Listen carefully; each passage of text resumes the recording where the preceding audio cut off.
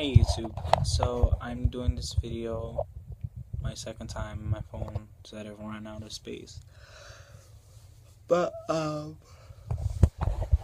somebody commented on my last video asking two questions, and the first one that I'm going to talk about is like, what if a certain Orisha attracts them or something like that. If a certain Orisha attracts you, that's perfectly fine. My attraction was Oshun. Oshun was the attraction of my life. I loved Oshun. I worked with Oshun and Babaluaye, and those were my two santos. When I first started, then I got more into it, and I learned who they were, my guerreros. I learned who they were, and they got my heart. Oshun to this day has my heart. Nimaya has my heart. I learned so much about the Orishas that now that Ochun has a big chunk of my heart, but all the Orishas have my heart. They're the love of my life.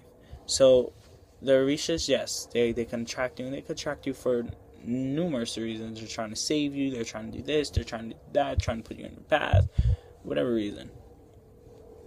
The next thing he asks is, can Orishas initiate the person? Can the Orisha initiate the person?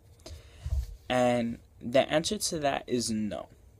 The reason why I say no is, I'm not going to get too into detail, but there are certain prayers, there are certain baths, there are certain things that you have to do. You can't just sit there and meditate and say, the Orisha is initiating me. No, because there's a very long process to it. There's a certain way.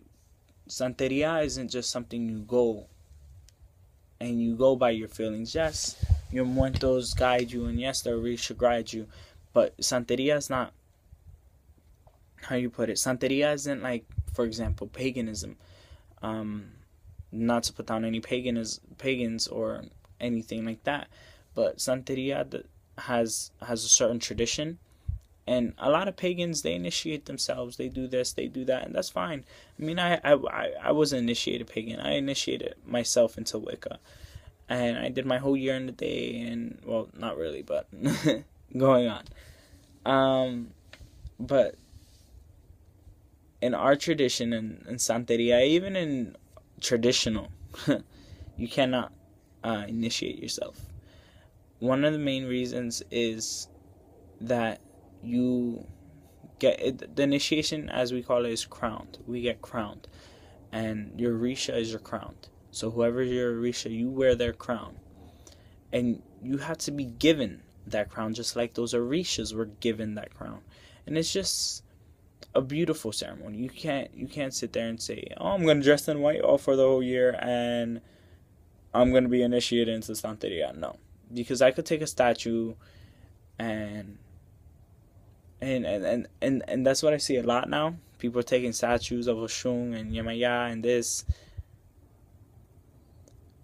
that, and the third.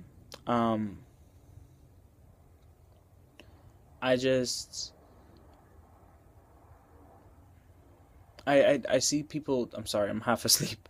I see people taking these statues and they're saying that they're the Orisha. They're not. And if you see somebody that says, oh well, there's the statue of Shango, that's my Shango. No, you can't just put a statue on a thing and say that's Shango. No, it's not how it works. Yeah, you could light a candle, you could probably put a glass of water, and yeah, you could play it off like that, but you can't really work with the actual Orisha if you're not initiated.